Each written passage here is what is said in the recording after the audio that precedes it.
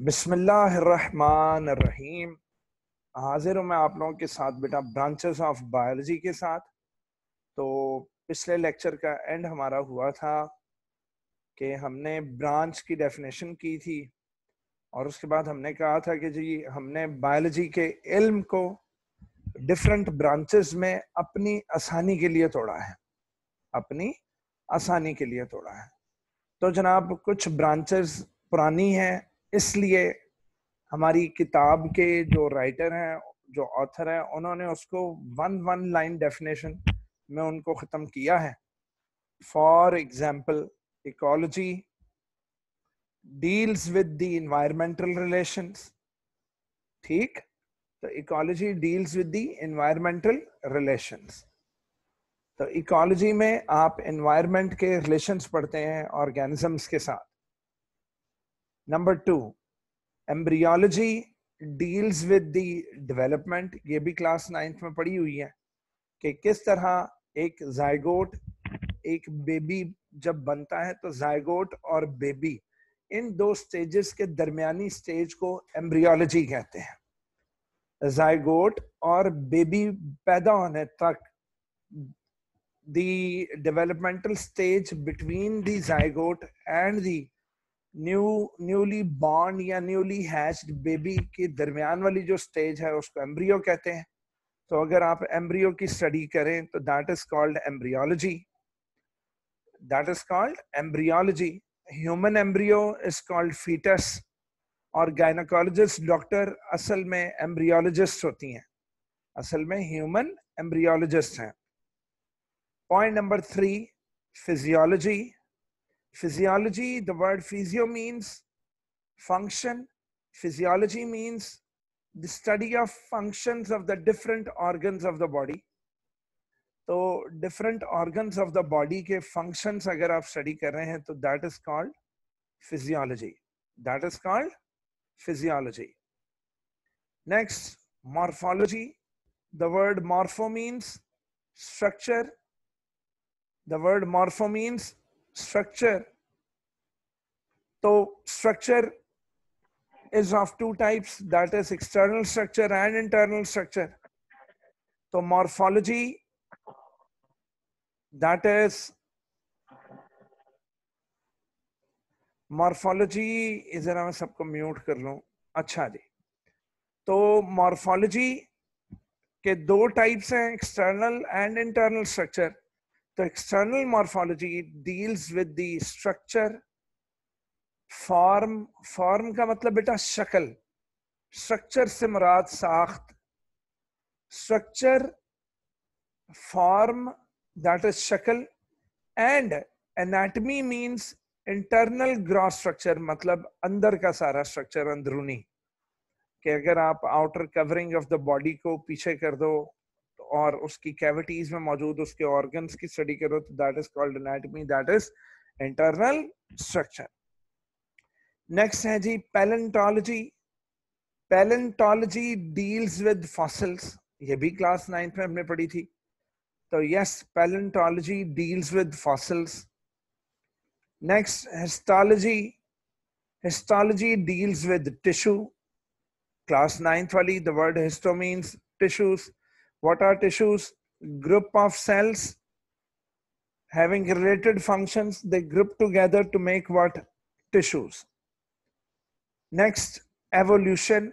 Evolution deals with ancestral history, कि किस तरह एंसेस्टर से डिसेंडेंट्स बने, डिसेंट विद मॉडिफिकेशन हुआ, अगली नस्लों का आना तब्दीलियों के साथ, और इतनी तब्दीली हो जाना कि स्पीशीज ही बदल जाना। तो that is evolution, that is deals with ancestral history. Number 8, genetics deals with heredity. वो कैसे जी? Study of genes is called genetics. How genes functions, genes के अंदर कैरेक्टरिस्टिक्स कैसे हैं, क्यों हैं, जीन्स कैसे काम करती हैं, और किस तरह माँ बाप से बच्चों में कैरेक्टरिस्टिक्स की मुंतकिली करती हैं, हेरिडिटी में जीन्स का क्या किरदार है, तो वो हम पढ़ते हैं जेनेटिक्स में। जू geography, Zoography deals with distribution of animals in nature, कि नेचर में एनिमल्स की डिस्ट्रीब्यूशन कैसे है। तो पता ये लगा कि डिफरेंट फिजिकल इन्वायरमेंट्स में डिफरेंट ऑर्गेनिजम्स मौजूद हैं। डेजर्ट के इन्वायरमेंट में जो ऑर्गेनिजम्स मौजूद हैं वो आपको नॉर्थ और साउथ पोल के इन्वायरमेंट में नहीं मिलेंगे। तो नॉर्थ और साउथ पोल में जो पोलर बियर्स हैं वो आपको डेजर्ट में नहीं मिलेंगे। तो इसी तरीके से हायर ऑल्टीट्यूड्स या मैरीन वाटर या फ्रेश वाटर, मुख्तलिफ नेचर के हिस्सों में मुख्तलिफ एनिमल्स की डिस्ट्रीब्यूशन है। तो जब अल्लाह ने मुख्तलिफ नेचर के मुख्तलिफ हैबिटेट्स में मुख्तलिफ ऑर्गेनिजम्स की डिस्ट्रीब्यूशन कर दी, उसको जू जोग्राफी कहेंगे। तो जरवा बेटी ने ये खुद से पढ़ा और खुद से पढ़ने के बाद फिर मुझसे उसने ये पूछा कि सर अगर हम एनिमल्स की वो पढ़ते हैं, ये यानी एनिमल्स की डिस्ट्रीब्यूशन पढ़े तो उसको जू जोग्राफी कहते हैं, तो अगर प्लांट्स की डिस्ट्रीब्यूशन पढ़े तो जिसका हमारी किताब में जिक्र नहीं था, वो फिर इनके क्वेश्चन पर मैंने ये सोचा कि अब मैं आइंदा से लाजमी जिक्र करूंगा। तो बेटा अगर एनिमल्स की डिस्ट्रीब्यूशन पढ़े तो जू जोग्राफी, और अगर उसकी प्लांट्स की करें तो उसको फाइटो जोग्राफी कहते हैं, क्योंकि फाइट जो है PHYTE, that is related to plants. तो phyto geography PHYTO, phyto geography होगा distribution of plants in the nature. उसके बाद आया जनाब मोलेकुलर बायोलॉजी। तो मोलेकुलर बायोलॉजी, अच्छा भाई अब यहां से आपकी ना फर्स्ट ईयर की स्टार्ट हुई है, तो मोस्ट प्रोबेबली आपका जो शॉर्ट क्वेश्चन आएगा वो मॉलिक्यूलर बायोलॉजी ऑनवर्ड आएगा till biotechnology. Done. Molecular biology तो आपने देखा कि अब वो डेफिनेशन की लाइंस भी बढ़ गई हैं। अब बेटा ये याद करनी हमने, मेरे साथ साथ याद करना सबने, okay. Molecular biology deals with the study of, चलो जी, organism. Number one organism, organism में क्या होते हैं? सेल्स होते हैं, और सेल्स के अंदर क्या होते हैं? ऑर्गेनेल्स होते हैं। अगर हम ऑर्गेनिज्म, सेल और ऑर्गेनेल्स, अगर हम ऑर्गेनिजम्स, सेल एंड ऑर्गेनेल्स की मॉलिक्यूलर लेवल पर स्टडी करें, मतलब उनके बायोमॉलिक्यूल्स के बारे में पढ़ें, proteins, carbohydrates, fats, water, glucose, अगर हम ऑर्गेनिज्म, सेल एंड ऑर्गेनेल्स की मोलेकुलर लेवल पर स्टडी करें तो that is called molecular biology. That is called molecular biology. So what is molecular biology? It deals with the study of organisms, it deals with the study of cell, और cell में क्या है? Organelles है at molecular level. तो first वाली हो गई। अब सेकंड है जी, what is environmental biology? Environmental biology, well it is the study of organism in relation to the environment. Organism की स्टडी है in relation to the environment. अच्छा, अब वहां हमने ऊपर अभी एक इकोलॉजी पढ़ी थी। इकोलॉजी में सिर्फ आप इन्वायरमेंट को पढ़ते हो और इन्वायरमेंट का रिलेशन ढूंढते हो कि उसमें पॉल्यूशन वगैरह ढूंढते हो और ये वो। इन्वायरमेंटल बायोलॉजी ने आपने ऑर्गेनिज्म की तरफ से शुरू होना है कि ऑर्गेनिज्म का इन्वायरमेंट पे क्या असर है, ऑर्गेनिज्म इन्वायरमेंट से क्या लेता है, और वहां से आपने ये पढ़ना है कि इन्वायरमेंट का ऑर्गेनिज्म पर क्या असर है इकोलॉजी में। तो जनाब इन्वायरमेंटल बायोलॉजी में it is study of organisms in relation to their environment. This includes interaction between organism with its inorganic environment, that is biotic factors with the abiotic factors। यानी कि ये अभी मेरे घर के बाहर लॉन है, तो वो लॉन के दीवार के बिल्कुल बैक साइड पर एक ग्राउंड है। वो उस ग्राउंड में वो उन्होंने अभी सुबह के ना पत्ते रखकर तो माली ने जलाए हुए हैं। अब वो इतनी जबरदस्त वो धुआं घर में आ रहा है, वो मेरा सांस लेना मुश्किल हुआ है। तो जनाब yes, me as an organism, I depend upon some non-living things in the nature. I depend upon air, I depend upon water, I depend upon soil, light and temperature. So my this dependency and these as factors are studied in environmental biology so they can affect me. तो बेटा abiotic factors को आपकी किताब में नाम दिया गया है inorganic environment. Inorganic environment is the environment containing abiotic components. और ऑर्गेनिज्म का ताल्लुक उसके ऑर्गेनिक एनवायरनमेंट, ऑर्गेनिक से मुराद बायोटिक फैक्टर्स. अब जब शाम को अफ्तारी होगी तो अफ्तारी में मैं डायरेक्टली या इनडायरेक्टली मैं लिविंग थिंग्स ही खा रहा हूँ. मेरी जो खुराक है वो सारी की सारी लिविंग थिंग्स पर मुश्तमिल है. सब्जियां, फ्रूट्स, गोश्त वगैरह वगैरह, वो सब कुछ मैं लिविंग थिंग्स से ही चीजें लेकर तो मैं खा रहा हूँ. तो जी हाँ, ऑर्गेनिक एनवायरनमेंट के साथ मेरा फूड रिलेशनशिप है, जबकि इनऑर्गेनिक एनवायरनमेंट के साथ भी मेरा फूड रिलेशनशिप भी बनता है, क्योंकि प्लांट्स कार्बन डाइऑक्साइड और वाटर से फूड प्रिपेयर करते हैं. ठीक है. और मेरा इनऑर्गेनिक एनवायरनमेंट के साथ रिश्ता, that is factors affecting seed germination, factors affecting transpiration.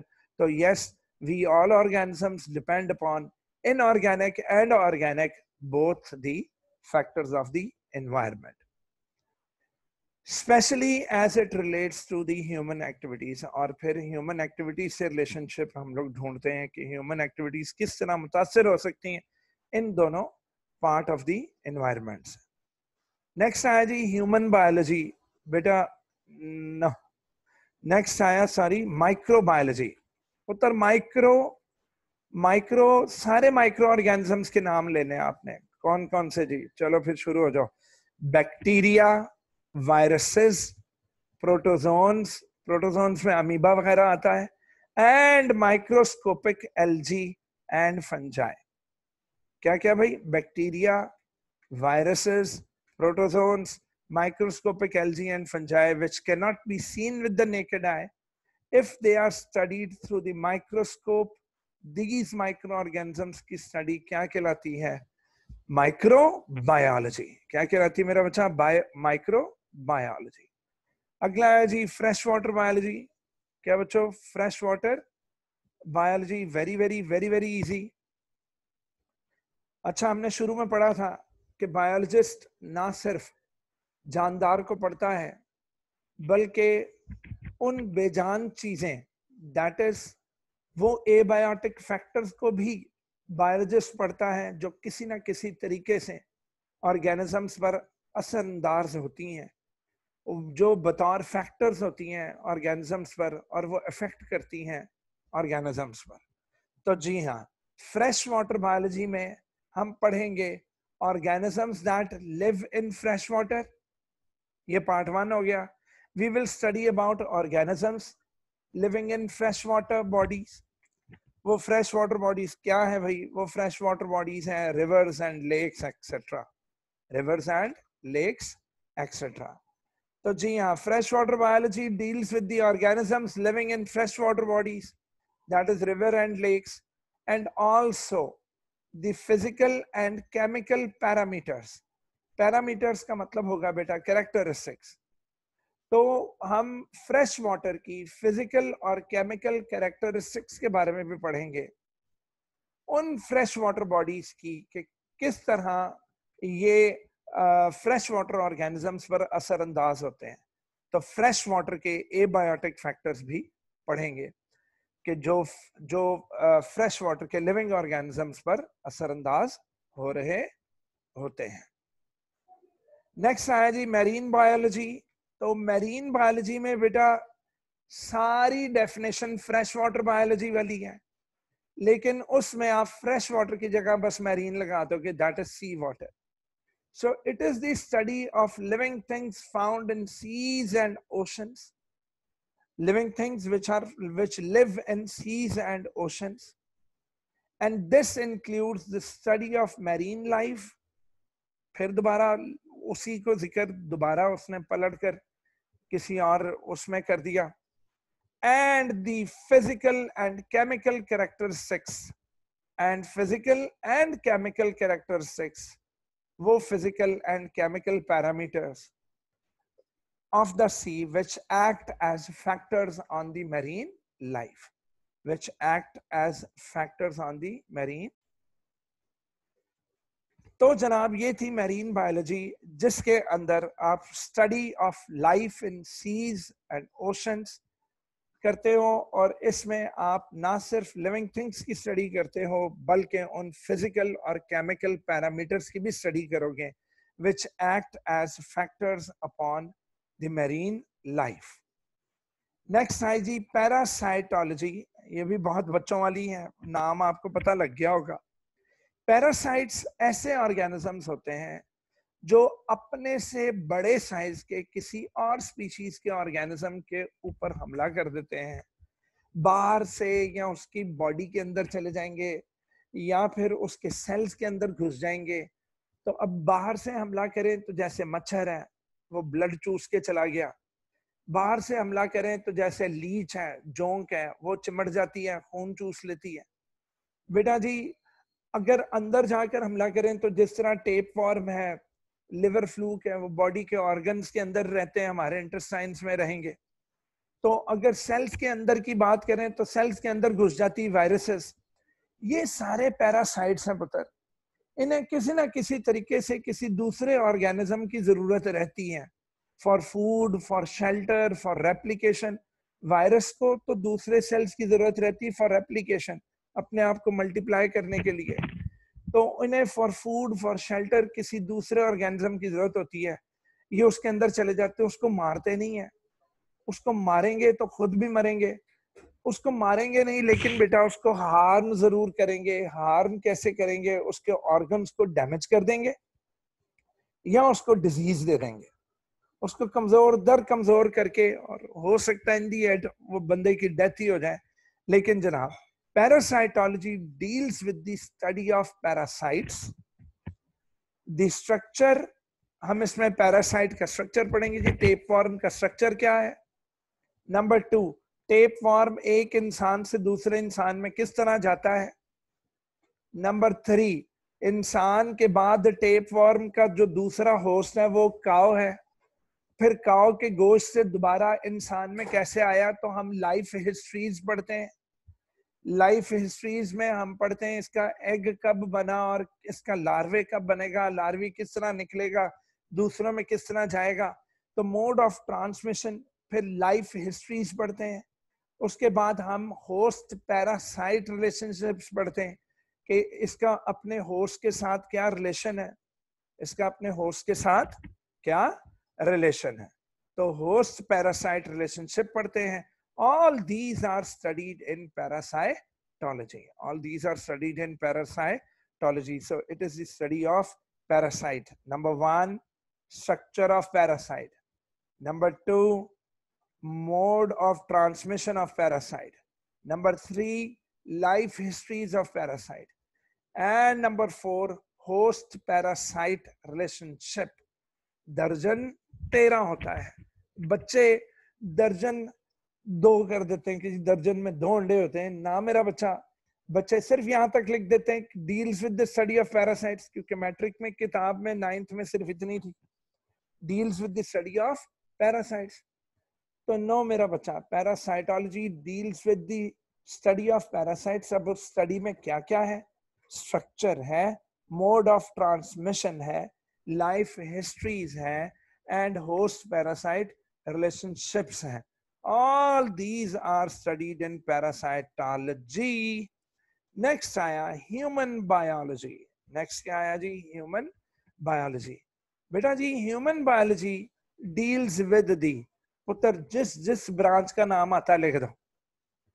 लो जी, number 1 morphology structure, number 2 physiology function. अगर आप मॉर्फोलॉजी, फिजियोलॉजी, हिस्टोलॉजी, एनाटॉमी, ठीक है जी, फिर मॉर्फोलॉजी, अब ऊपर भी स्ट्रक्चर लिखा है बुक में, तो स्ट्रक्चर के साथ फिर नीचे भी वो मॉर्फोलॉजी लिख दी। आप क्या कर सकते हैं, बुक की लाइंस हैं। लो जी, if you study structure, function, histology, anatomy, morphology, evolution, genetics, जड़ी जड़ी ब्रांच दा नाम दा लिखी जाओ, cell biology and ecological studies etcetera, and पर ह्यूमन बीइंग पे इल्जाम लगा देना है of human beings, so that is called human biology. तो बच्चों तमाम ब्रांचेस के नाम लिखकर इन दी एंड लिख देना है of human beings is called human biology. तो ह्यूमन बायोलॉजी भी डन हुआ। उसके बाद आज की हमारी सेकंड लास्ट ब्रांच, उसके बाद हम आगे चलेंगे, ठीक है। तो जब तक हमारे लेक्चर का टाइम खत्म नहीं हो जाता 35 या 40 minutes. Social biology. Social biology में बेटा हम देखते हैं कि कम्युनिटी लाइफ कैसे बनाते हैं, ये किस तरह आजकल राशन बट रहे हैं, आजकल वो इमरान खान साहब ने टाइगर फोर्स बना दी है, किस तरह माशरे में इंस्टीट्यूशन चलते हैं, ये स्कूल्स खुलते हैं, कॉलेजेस खुलते हैं, यूनिवर्सिटीज खुलती हैं, MNA MPS के ऑफिसेज होते हैं, किसी ने तलाक दिलवानी है तो जब तक MNA बीच में नहीं पड़ेगा, जब तक वो यानी वो मैं नाम ही भूल गया कि मोहल्ले का या हाँ एक काउंसलिंग ऑफिस होती है, तो जब तक वहां पर काउंसलर से नहीं मिलेंगे तो वो तलाक ही नहीं होती। तो माशरे को बांध कर किस तरह रखते हैं, किस तरह सोसाइटीज में ये लोग मूव करते हैं, तो that is called social biology. अगर इंसानों के हवालों से पढ़ो तो उसको सोशियोलॉजी भी कहते हैं, सोशियोलॉजी कह लो या फिर सोशल या सोशियोलॉजी कह लो, एक ही बात है। So social biology deals with the study of social behavior and communal life of human beings. Social behavior and communal life of human beings. वैसे तो नेशनल जियोग्राफिक चैनल भी सोशल बायोलॉजी से भरा पड़ा है कि जब वो बताता है कि जी शेरनी शिकार करती है तो शेर उसको खाता है, तो किस तरह ये लोग आपस में बरादरी सिस्टम में रहते हैं, और हाथियों को पता है कि अकेले हुए तो मारे जाएंगे, अगर हम कम्युनिटी बनाकर मूव करेंगे, एक पूरा मुआशरा बनाएंगे तो बेहतर है। तो वो तमाम जानवरों का है, लेकिन यहाँ पर with respect to human beings discuss किया है। तो दैट वाज सोशल बायोलॉजी। पुत्र बायोटेक्नोलॉजी। बायोटेक्नोलॉजी में आपको याद होगा हमने मशीन्स खड़ी कर ली थी, नाम थे फर्मेंटर्स। हमने प्रोसेस एक खेला, उस प्रोसेस का नाम था फर्मेंटेशन। मशीन थी फर्मेंटर और प्रोसेस का नाम था फर्मेंटेशन। यूज कर रहे थे यीस्ट को, बैक्टीरिया को, है ना बेटा। और उन माइक्रो ऑर्गेनिजम्स को हमने मशीन्स और प्रोसेसेस के जरिए हमने प्रोडक्ट्स बना लिए थे, हमने मैन्युफैक्चरिंग की थी, और सर्विस इंडस्ट्रीज ने शराब बना ली थी, उन्होंने बेवरेजेस बना लिए थे, उन्होंने दवाइयां बना ली थी, कुछ तो याद है, एंटेरोकाइनेज और वो यूरोकाइनेज और थाइमोसिन, हैं जी। तो वो सारी चीजें जो बनाई थी वो किसके जरिए बनाई थी? बायोटेक्नोलॉजी के जरिए बनाई थी। तो biotechnology deals with the use of living organisms. तो लिविंग ऑर्गेनिजम्स में अभी भी मैंने आपको बताया वो बार बार नाम आ जाता था, सैक्रोमाइसीस सेरेविसिएई। तो यस, हम यीस्ट को, हम फंजाई को, हम बैक्टीरिया को, लिविंग ऑर्गेनिजम्स को यूज कर रहे थे। हमने सिस्टम्स जनरेट किए थे, हमने मशीनरी की थी जिसमें फर्मेंटर्स आ जाते थे। उसके बाद हम प्रोसेसेस को डील कर रहे थे जिसमें फर्मेंटेशन प्रोसेस आ जाता था। उन चीजों को यूज करके हम मैन्युफैक्चरिंग कर रहे थे, मुख्तलिफ सब्सटेंसेस की मैन्युफैक्चरिंग कर रहे थे, और सर्विस इंडस्ट्रीज इससे भरपूर फायदा उठा रही थी। तो जब आप यूज ऑफ लिविंग ऑर्गेनिजम्स करके मैन्युफैक्चरिंग करोगे, लिविंग ऑर्गेनिजम्स के जरिए कोई दवाइयां बना लोगे, कोई इंसुलिन बना लोगे जेनेटिक इंजीनियरिंग वगैरह की टेक्निक से, तो that will be called biotechnology. That will be called biotechnology. लो जी, इसी के साथ ही हमारी ब्रांचेस वाला सिस्टम तो अभी खत्म हो गया है। अब हम स्टार्ट करते हैं ऑर्गेनाइजेशन, लेवल्स ऑफ ऑर्गेनाइजेशन, ठीक है, बायोलॉजिकल। ले जनाब, तो अब हमारा जो नेक्स्ट है वो है topic levels of organisation, levels of biological organisation. बेटा लेवल्स ऑफ बायोलॉजिकल ऑर्गेनाइजेशन में मेरे बच्चों ने सब एटॉमिक लेवल से लेकर जाना होता है इकोसिस्टम्स बायोस्फीयर तक। सब एटॉमिक लेवल से कहां तक जाना होता है बेटा? बायोस्फीयर तक। और उसके बाद अगर आ जाए लेवल्स ऑफ सेलुलर ऑर्गेनाइजेशन, बेटा जिसने एनोटेशन बनाई है उसको रिमूव कर दो, आप लोग मैच्योर हो गए, बड़े हो गए, इस तरह की हरकतें मेरी क्लास में नहीं चलनी है। देखो जरा,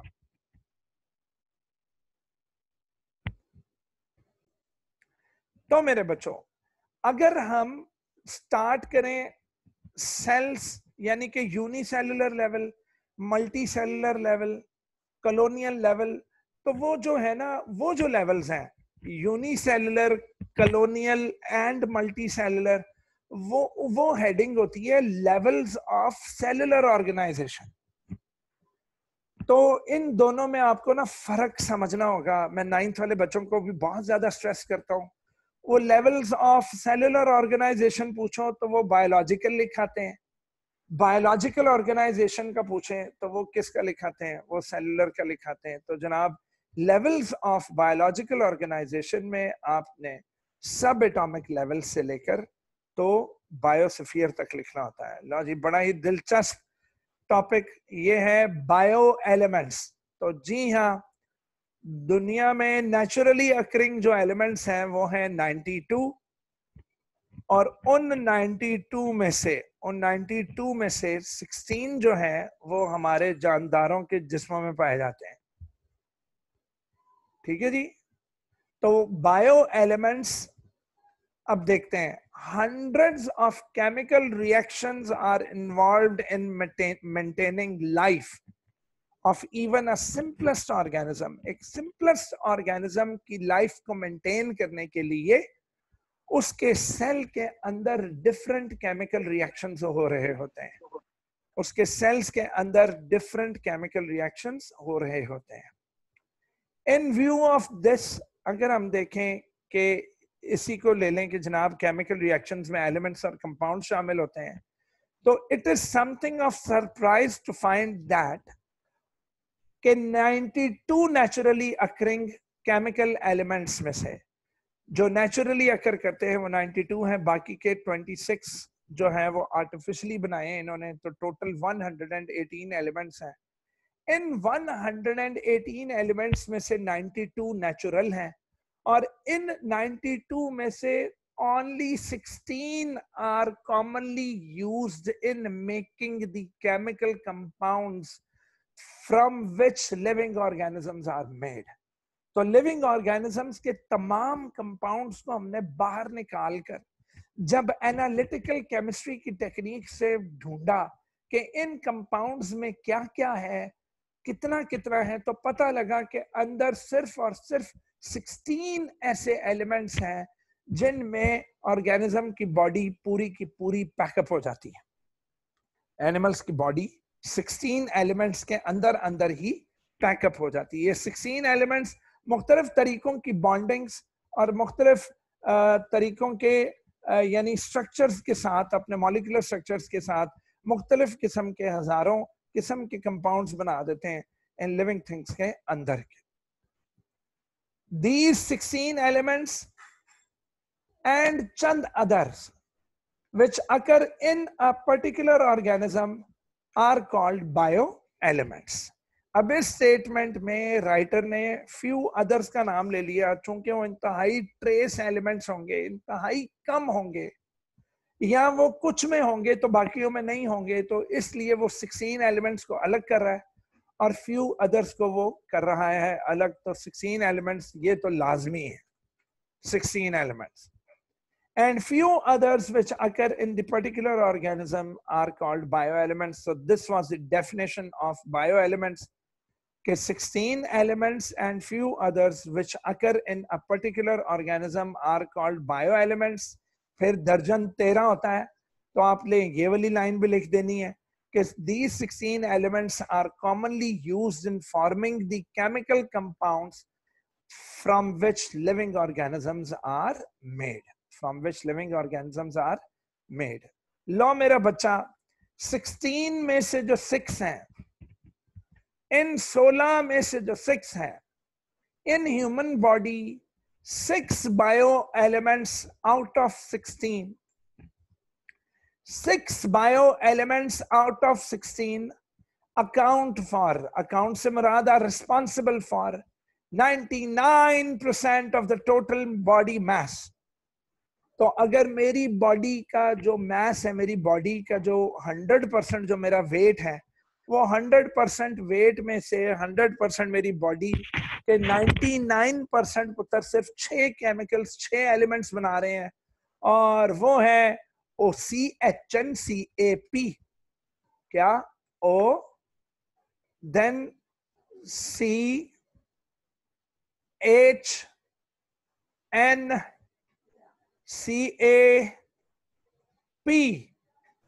तो OCHNCAP. क्या? OCHNCAP.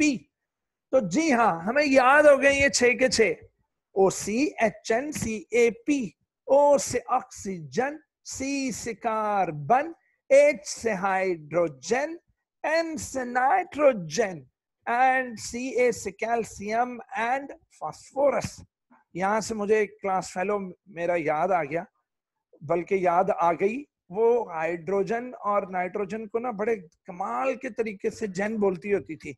Hydrogen, nitrogen, oxygen. ठीक है बच्चों. तो जनाब ये थे 6 वो elements: oxygen, carbon, hydrogen, nitrogen, calcium and phosphorus. OCHNCAP. और अब मेरे बच्चे इसकी परसेंटेजेस याद कर लेंगे. सब बोलो. 65, 18, 10, 3, 2, 1. 65, 18, 10, 3. 65, 18, 10, 3, 2, 1.